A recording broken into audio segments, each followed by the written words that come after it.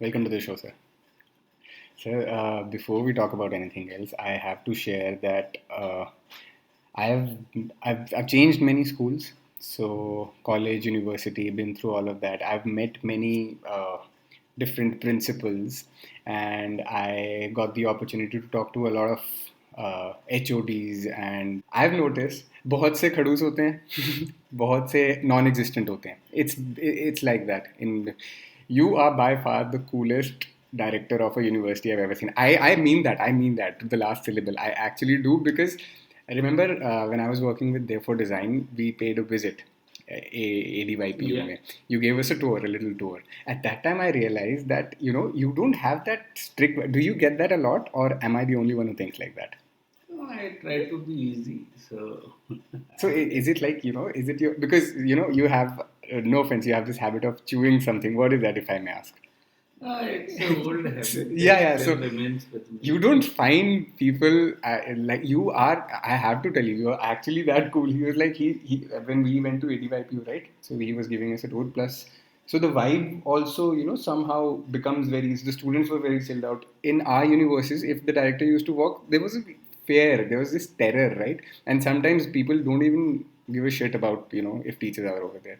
So that's why it's very impressive in a way. So were you like in teaching line? Like, were you ever a teacher? No, I've always been in education, but never been a teacher. Never been a teacher.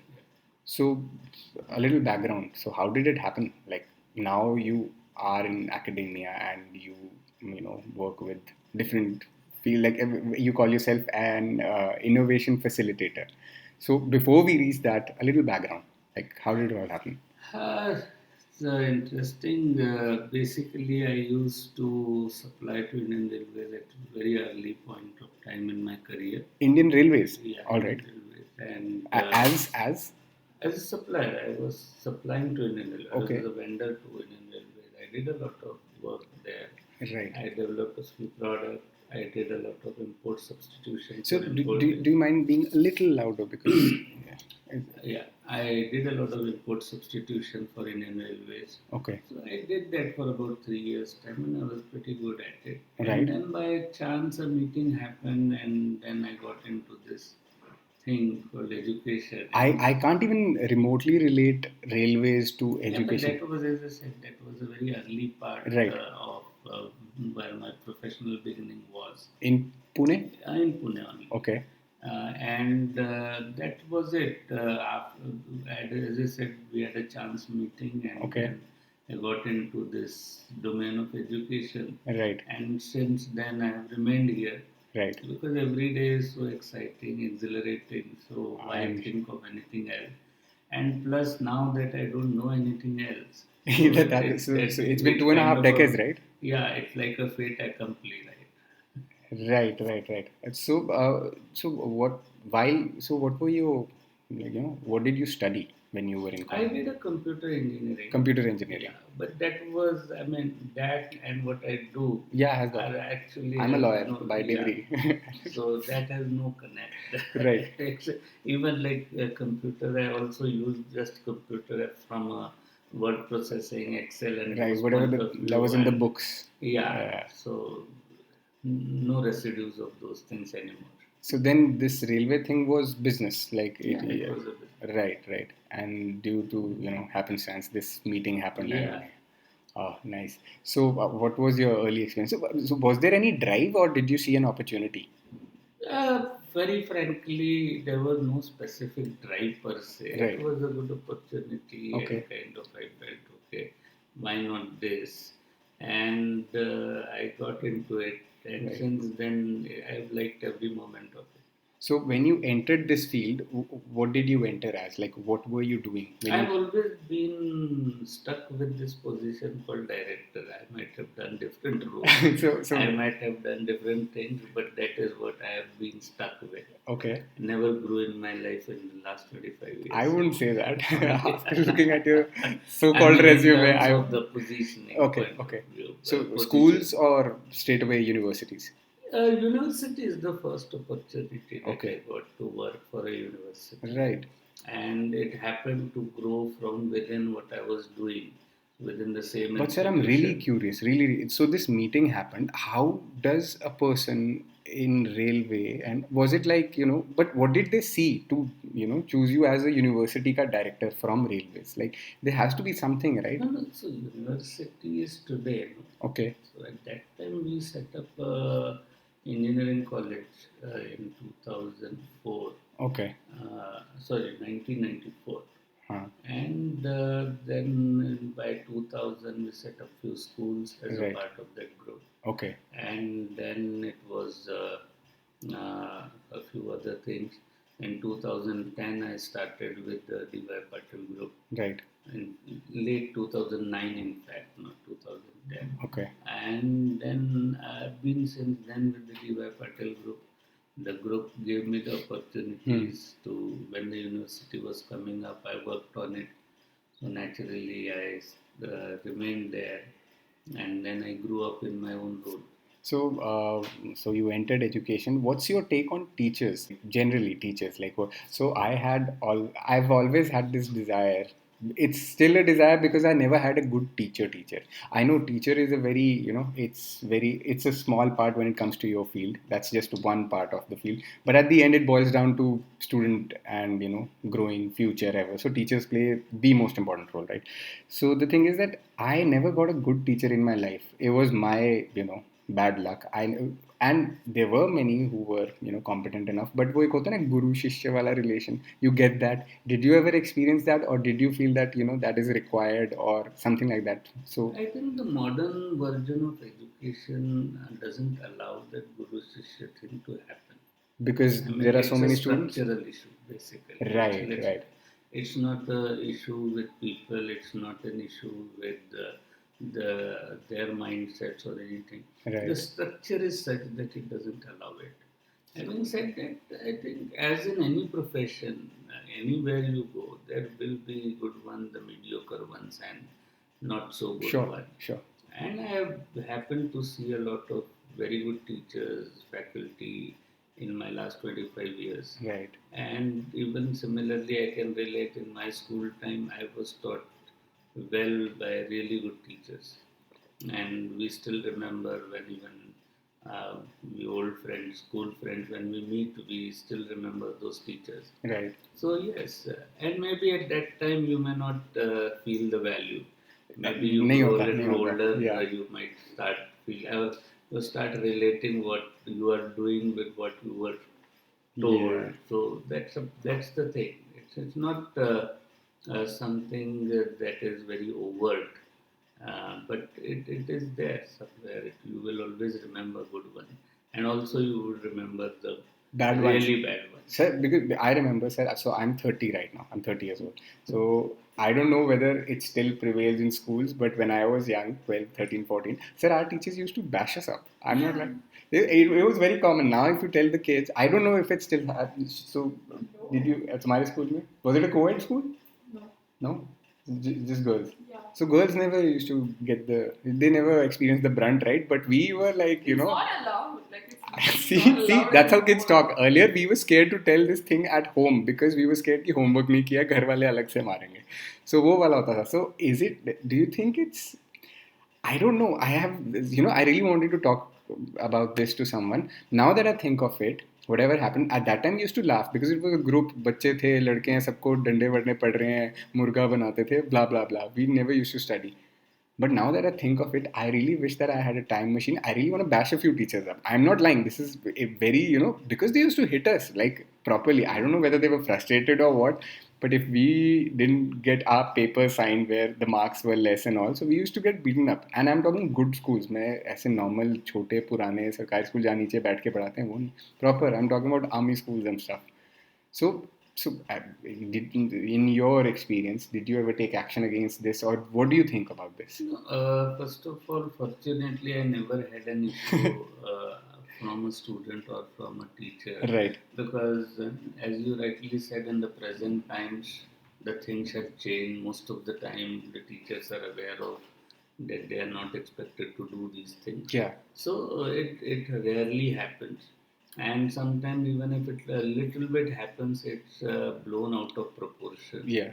So at times I read this news in the newspaper. They will print in a big bold letters and all that, and I really feel bad about it in the sense that it is not completely contextual reporting. It's not. Right. It's just the act that is highlighted, and the Hmm. context may not be highlighted, and it may not be necessarily all of it might be true. Right. Sometimes, yeah, some individuals might go overboard and do something really They do. harmful and not a good thing to do. Yeah. But having said that, again, just any incidents of that nature, Hmm. I don't see that it should always be painted in a black and white kind of a Hmm. scenario. But sir, don't you think that I totally agree to what you say. But when we think about how parents or people or nowadays, Yeah, since it's that's the everything is so I transparent. always say that especially the present generation has become extra sensitive for no reason. Yeah. Agreed. And that's happening not only to the student but even to the society. Parents. Okay, Yeah. no, and even society in general, I Right. see that this extra bit of sensitivity around Just everything. give one example. What are you talking about? Just I one thing. mean, yeah, just like I used to have one counselor, a very sweet girl. She used to come in the evening, and her name was Jacqueline. Okay. And I used to call her Karumai. So it's like black, Right. and she was. But I Right. used to call her like out of affection, and I understand. Yeah. she never felt anything bad about her. Yeah. Right. And in fact, I had tremendous respect for her work ethic and all of those things. And similarly, she had those How did it go wrong then? professionalism. No, it didn't go wrong. I'm just taking an Okay. example. But Right. today, if you say something like No, you that, cannot. They will and grab so you you by your. There have are so many words for so, you have this gender issue, you yeah. have this weight, this shaming, that shaming. Is it happening nowadays in I college? mean, no, in fact, it is not happening, and I see that is something abnormal. This is supposed to happen but now because of this Right. sensitivity drama, it is all the natural conversations amongst people. You have so many jokes on fat. I Hmm. joke on myself at Right. times, and these are things which are quite uh, normal to have. I really don't see why we have become so conscious about these things all of a sudden. We read in newspapers, Sure. especially when it comes to celebrities and all. And then somebody will have, say, a bit of here and there, and on Twitter, and next day in the morning, the newspapers will carry a news article on that. All that is actually not very good. Do you think it's uh, because of the reason that everyone now has or thinks has a voice and they can put it? Yeah, but Yeah. voice is fine. Voice, nobody is saying that about the voice. Even voice was there even before. But the thing is that somewhere I feel that we'll have to start again, bring back a little humor in our Humor. life, Yes. uh, Yes. being Yes. little Thank you for bit saying that. Yes. easy, being easy in our lives. Everything you can't just see it from the appropriate, inappropriate things point of view. Right. Yes, if somebody you should not discriminate based on say color or gender or this thing. Understood it. Yep. There is no doubt about Right. it. But then having a little bit of a pun kind of a thing here I and think it's there in your necessary. Yeah. conversation, Right. I mean that is the kind of thing I find we should get back to it sometime. Nice. So, sir, now your thing, sir, as an educator, sir, your experience, like I saw the Confederation of Indian Industry. So you talk on that. So what was that about? So what is happening nowadays as an innovation facilitator? Because even the listeners, even I don't know much about it. So what do you do when you collab with such in CDI and whenever you collab with Indian Industry Confederation? So what are you doing? So basically, I do facilitate innovation amongst the companies, businesses, Right. as in when somebody asks for it. Right. It's not my full time occupation per se, because my full time occupation is that of running Right. an educational institution. But having said that, sometimes if somebody calls me Right. and if I can do that thing, then I do. Like right now, I'm working for, doing some work with Saint Gobain Okay. to help them on issues of business innovation and stuff like that. So a little light on that, like what kind of business innovation? So do you give them a business plan, a marketing plan, No, so and the how, way how I is do design it, the involved? way I do it is innovation is typically innovation is assumed to be a serendipitous thing. Okay. Okay, it's like you always see the symbol of innovation is that light bulb. Hmm.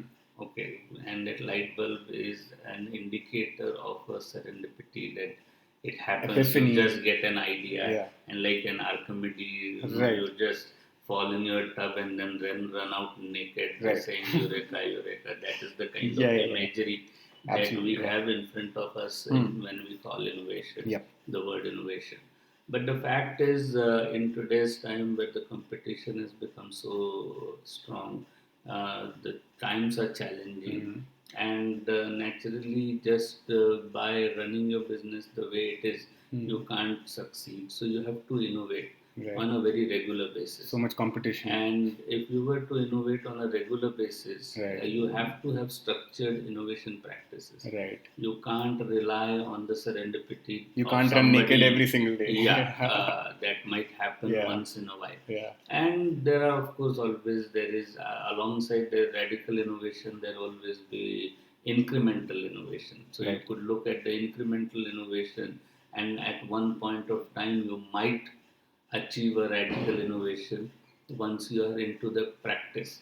So innovation is also like a practice, and so what I do is I help the companies with the structured innovation practices, Okay. which are mainly based on the human-centered approach.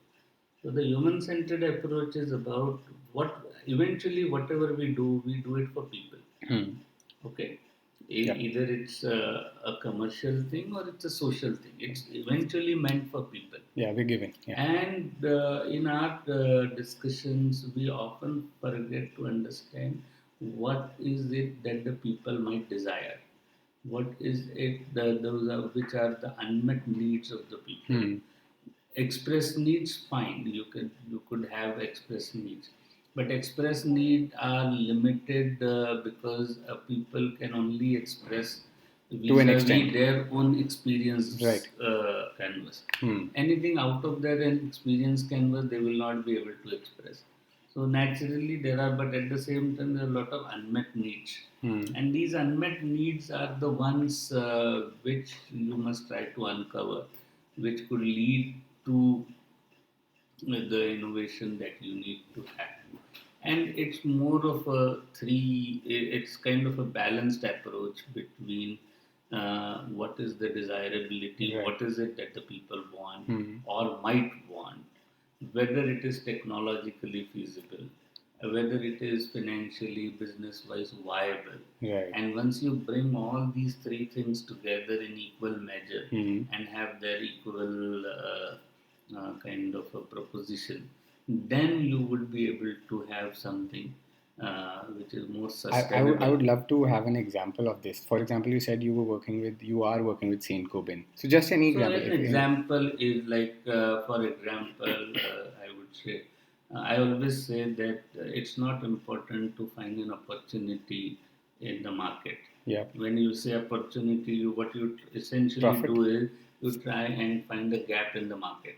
And Okay, capitalize and you say, on that. okay, this is Yeah. what people need, this is what people don't have. Yeah. That means this is a gap, and this gap, if you fulfill, then it's going to be a great opportunity, which is fine. Yep. But then the next question is that whether there is a market for that opportunity. Okay. because it just having an opportunity is not Right. essential or important. It has whether there is a market for that. Okay. To give you an example, which I often quote, is like, for example, men's fairness cream. All right. Okay, now women's fairness cream has always been there. Yep. Now, you right reason, wrong reason is not a discussion point here, Insecurities. but Yeah. it was always there. Yeah. And typically, men would use their sisters or wives' fairness creams in the bathroom. I did not know this. Okay. And because where fairness is a consideration to be something Right. better than Yeah. not being so, people would use it. And to go to a pharmacy and to buy a fairness cream For a man. might be a difficult At that thing time, because yeah. of the contextual thing, Yes. issues, societal issues, and all that. Yeah. Now you have companies like Gillette, you have companies, other Nivea, It says and all. men's Yet cream. they have launched a men's fairness Yeah. cream. Yeah. Because there is this contextual societal change where men are not now anymore afraid to go to a pharmacy and then Right. ask for a True. fairness cream or Right. to desire that more overtly. Earlier they might desire it more covertly. Yep. Now they can desire it more overtly. So there are these contextual changes which have, so the gap always exists. There was Right. never a fairness cream for man. Yeah. But now that because of the contextual change, that now there is a market also for Right. that Right. Right. opportunity. They're hounding on it So now. there are a lot of such things, and this is what you try and help the companies with to uncover, and then take them on a journey. Now, when I do some work with them, I may not have an understanding of their domains. Different companies will have different domains of work, and how can I have an understanding Yeah. of? Suppose might be an engineering company, there might be a There must be technical stuff that you aren't aware pharmaceutical of. company, there is a software company. Hmm. I won't know anything about Sure. the business. So what I do is I work with the people who have the domain expertise, add to that my methodology that I have, Right. and then bring it out through them. Only that what is possible. That's right. Right. So this thought just came be totally out of the context. But do you think it still prevails?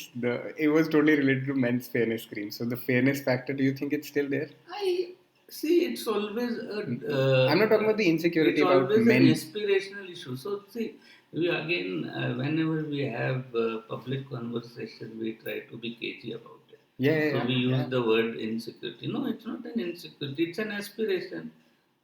Go wrong. I would have an aspiration to be having a figure like you. So what's the issue? Makes sense. Yeah. So Or why do you want to dub it as an insecurity? No, It's a insecurity. very fashionable socialist I terminology. agree. It gets a little politically correct. Yes, I will use the word aspiration, but I think, sir, it can't be used every single time. Aspiration, because it should some be, people. An aspiration is what lets an individual go. Unless you have an aspiration, you are a dead person. You should have some aspiration. Some aspiration might be valid, some invalid. Yeah. But that's not for you and me to judge. Na? Right. That's for the person for whom it is. Maybe the aspiration is like it is because of the insecurity, which is why you aspire to be. That's too much of a postmortem. See, eventually you aspire. Right. Otherwise, why you need to you go and eat in a fancy restaurant? Okay. Why do you want to do that? Yeah, you don't need to.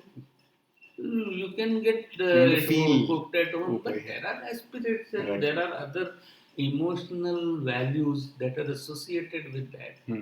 And that's what keeps your economy also working. Otherwise, if you strip away all of these things, then you have nothing to go with. See, we all talk about these things assuming that there will be no counter impact.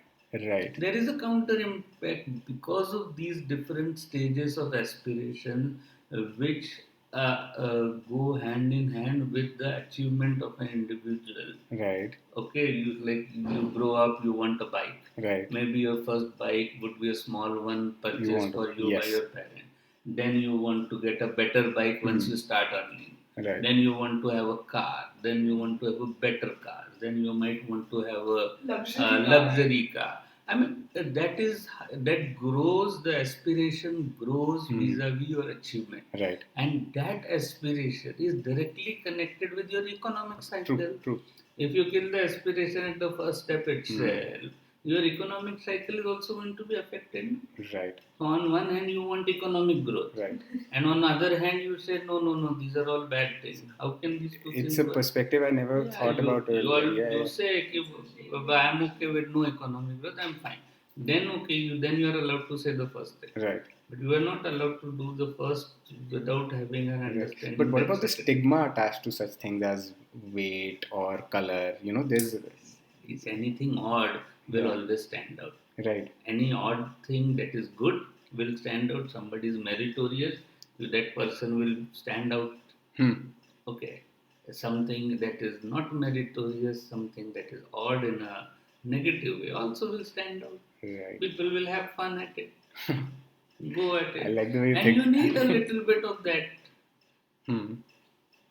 In schools you make fun, or in colleges, even amongst your colleagues you make fun. Right. Somebody might have even a little odd voice. Right. Yeah. So people. if you have an odd voice and suppose a particular person talks in a particular way, there are three other people who will mimic that person behind that person and draw laughs, especially when you are in a social environment. So anything odd creates humor. People want to use it as a humor, and that is where it should be left. It should not be taken very seriously. I've seen many of my colleagues will mimic their other colleagues for any of these kind of things, Right. or would call them names or things like that. But at the end of the day, the next morning when they come back to work, they work together. Right. And then there is nothing seen what happened earlier evening. Yeah. Is not seen the next. But I think it's also the intention with which something is said. I think it's going to change that. No matter how much you like it, no matter how much I like this idea of humor still being there, I think it's going to change that, because the people as you said, sensitive zyada ho gaye hain. It's going to change, sir. We won't be able to say I was it. reading an article that the disclaimers in front of the movies have become larger and larger.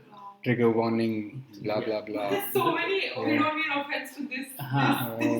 So all of that is something that is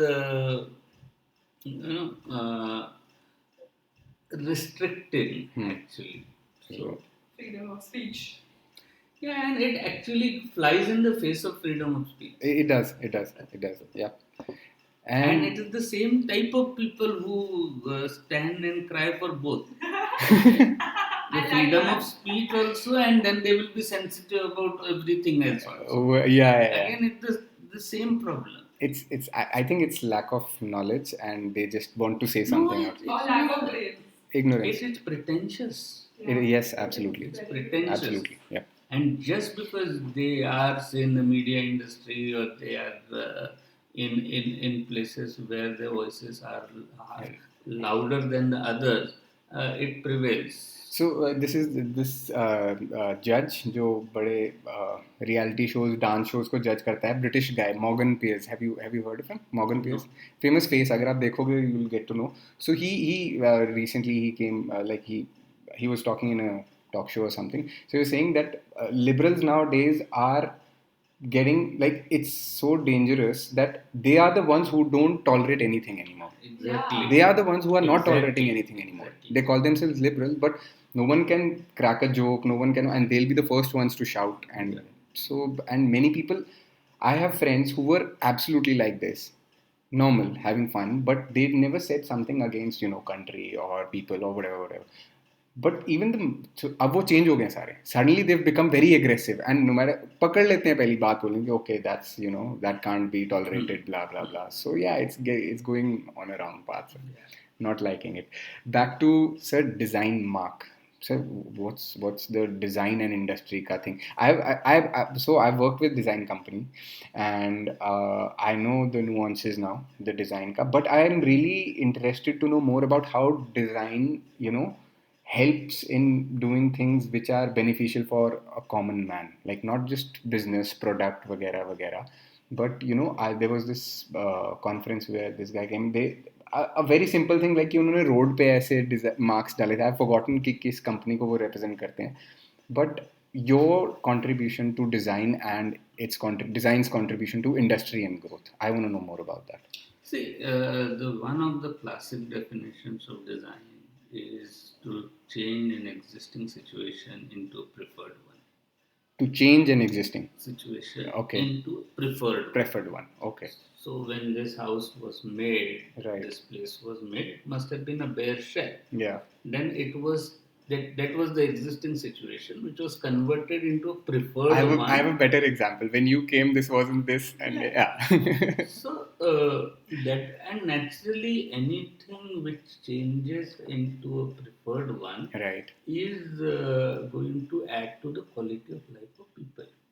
Right. It's that is the first and the so Fundamental. basically improving the quality of life of people, Right. is integral in the definition of the term design itself. Right. It's not alien. It's not to be attempted. Hmm. It's not to be brought in. Okay. It is already there. Right. The moment you design, you are actually improving the quality of life for people. Yes. So it's such an integral activity. Hmm. And from that point of view, design is more critical as we go ahead, because the complexities that are increasing before us, design would be able to at least catalyze those issues between the people and these complexities. Okay. So, like wayfinding, simple things, even wayfinding. Right. Now, wayfinding or the signages. Right. These are simple things, we take it for granted. Yeah. Yeah. But the thing is, this signages, it provides you the information, Yeah. which is crucial to you. Right. And this is how you are actually improving the quality of life. Yeah. Navigation. So, yes. and there are so many such examples. So, like for example, Mumbai Airport, you get down at Mumbai Airport after a long flight in the middle of the night. Okay. And you start walking towards immigration. Right. Okay. And there is no signage that tells you. Yeah. Yeah. So Yeah. you often don't get. even know how much long you're going to walk. Yeah. And your legs are sore because you have been sitting for such a long time. You are half asleep, maybe half drunk also. Yeah. And then all of a sudden you are like, You look for people who can tell you. And when would I reach? Right. Okay. So that's how I'm just taking one simple. I took one simple example. So that's the way. That's the importance of design. That this signage in this case would allow a conversation between that environment and the people. So design always sits in between systems, technologies, environments, and people. Right. So it is there in between to navigate it for both of the entities. For ease. Yeah. So, what role do you play when it comes to? I am not a designer by qualification. I know that. I was told. I have been in. I have started running a design institution in 2004. Are we talking about elephant? No. And I started running a college called Creative College in 2004. Okay. That's why I started to gain some understanding about design. Right. At that time, I was totally oblivious to the word design. Right. In fact, even in 2004, I was not very sure about what it is. 2005-06, as I started understanding more, I got to know more about it. Right. And since then, what I have been doing is, what I understood mainly about design is, one is the actual act of design, that is creating, which is manifested in the outcomes that are there. Right. In terms of product, graphics, whatever, but which I am not. Right. I have an understanding of it, but I am not a creator of that. But then there is another thing called design thinking. Yes. So I tried to absorb that kind of a process. And that is what has helped the innovation facilitation part, what we talked a bit earlier. Right. And secondly, I have been convinced that design is critical uh, for the improving the competitiveness of us as a country, Okay. improving competitiveness of the businesses, and so on. So I have been associated with design promotion initiatives with organizations like CII, Yeah. Confederation of Indian Industry, through their National Design Committee, uh, with organization like India Design Council. Right. Again, the purpose is design promotion. Right. So, and then being a part, in a way, now I've become uh, one with this industry design, because this is what I have liked. I have firm belief that design is the only way forward in terms of humanizing technology, Right. because we are now talking of the fourth technological Yes. revolution and automation, machine AI. learning, and AI and IoT and Yeah. whatnot. And in all of this, design will be the humanizing force. So more design, and that's what it is. So there's this. I heard Elon Musk talk once. So he was talking about like bandwidth is the only issue. The bandwidth is really low right now. Not as low, but low. So once the bandwidth goes like crazy, so then this data exchange will be super fast, and things might the line might get blurred between virtual or at that time. So the only thing left is integration of whatever. So he said that we already are a cyborg because we use a robotic extension. It's just not a part of us. So there might come a time when things are inside and we are operating. I'm sure it'll happen. I'm sure it'll happen sooner or later. Movie in which that person has a digital thing in his arm. I don't remember, but something like that. Something that you don't need to access. So design still stays, right? That's the point. It's not like it's over. So you said that it will connect. So once everything gets integrated and we are like living in a virtual world, at that time, do you think, because it's going to happen? I know it sounds like a fantasy, it sounds like a fiction, No, but no, it is certainly not very far, and it would. Its only issue is when, and that might not be too far. But how do you feel about this whole technology? See, it's inevitable. You feel good or bad is not the choice or an option. It's an inevitable thing. But there's this that's going omnipresent to fear. happen. And it's going to pose many problems. And one present social problem that we see are coming out mainly because of this technological progress that we are making on one hand. See, if you look at it from an evolutionary point of view, because of the technology, because of the automation, mechanization, people started getting more time. Yeah. Earlier, they didn't had much time in their life. You had so much to do either at home or in your workplace. Sure. People started getting time, then started coming the concept of weekends, then that 1 weekly off became 2, and so you had lots of time. Right. Lots of time means then the TV industry grew up, the radio industry grew up, the entertainment grew up. So it is all each of these have climbed on the step of each other, and at the core of it has been the technological evolution. Right. So far, what has happened was that the technological progress and the elevation of the human conditions have gone hand in hand. Because with every bit of technological progress, you had better conditions for people. The workers' conditions, say in the 1860s or early 1900 versus the worker condition today, there's a huge difference. Totally different, yes. And it was solely inhumane in those times. Now it is, you have a lot of facilities, hygiene, you have better work conditions, and all this has been possible. So the progress went hand in hand. Now the problem is that because the machines have got intelligence in them, that is where this equation will start going haywire. Yes.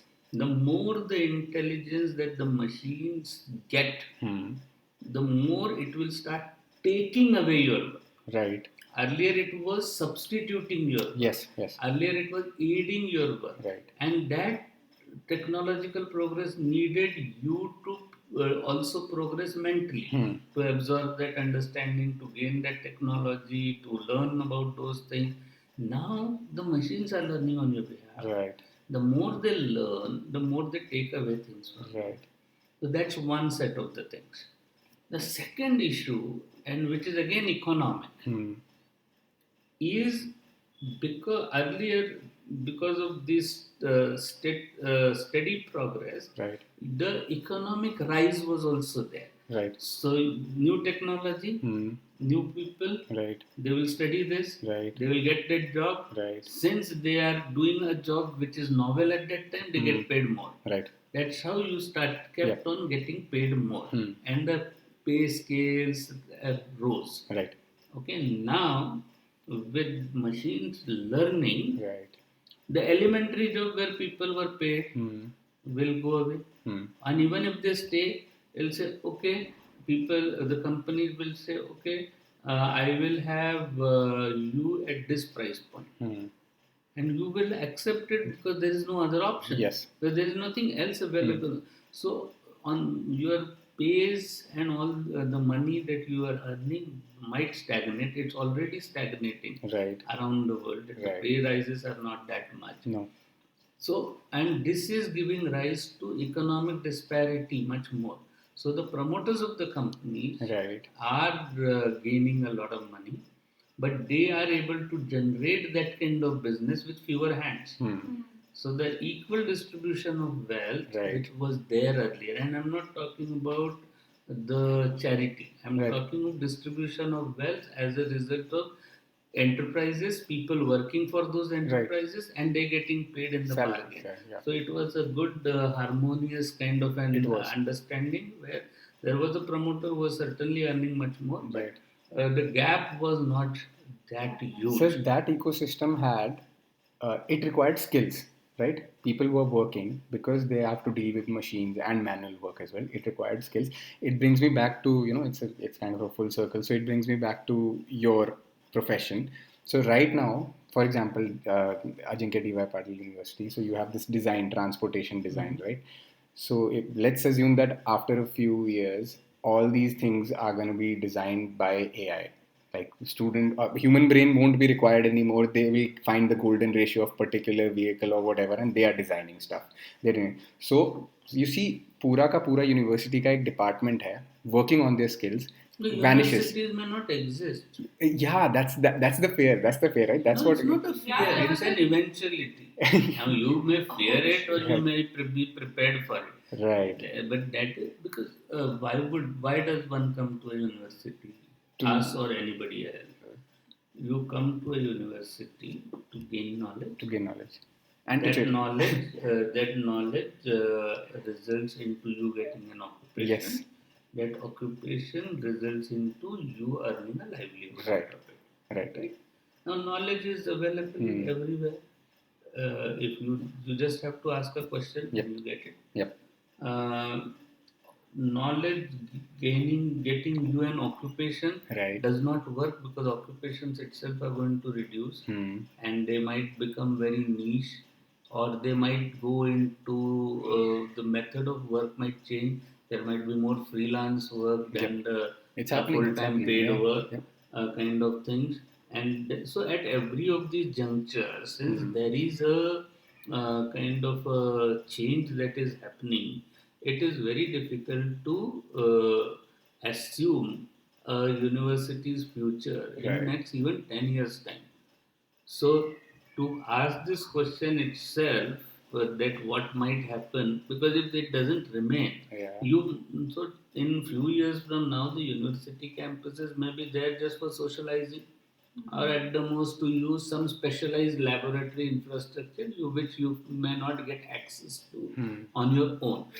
but that too in technological domains and not the other domain. So, in all that would change. There might be this just-in-time education. There might be a need for nano degrees. Okay. So this 4 year degrees and 3 years degrees, who would need that? People will need education, but the form of education Will change the drastically. manner in which it is delivered Yeah. will change. Yes. And that is what, because it will have to suit the context. See, even the present education system, what we see is evolved out of the industrial context. Yes. Okay, there was industry has this department, in departments you need people, Such so you skills. had degrees which served those departments. Yes. So once the industry context itself changes, Right. you can't have two different contexts happening. You can't have a different industry context and the education context not being in sync with the industry demand of the context industry. Yes. or the society context. But I think it's going to be very sad if like children and all are not taught by human teachers anymore. It's gonna happen. It's already happening. But now you can't complain. Now you don't like the teachers to pull up the ears of your children. So it's you better get them taught by a robot. Yeah. Sir, before we wrap this up, I know you have to run, but any message to teachers, students in general, because that's the Or core the at the end, people. or the people, whatever. I don't think I am accomplished enough to give messages. I would only say be easy, go easy. I think it will be less sensitive about things. Yeah. And just focus on what you do. Right. Well, be prepared for these changes that are happening, and while we may not be able to predict the future, we should at least be prepared for it.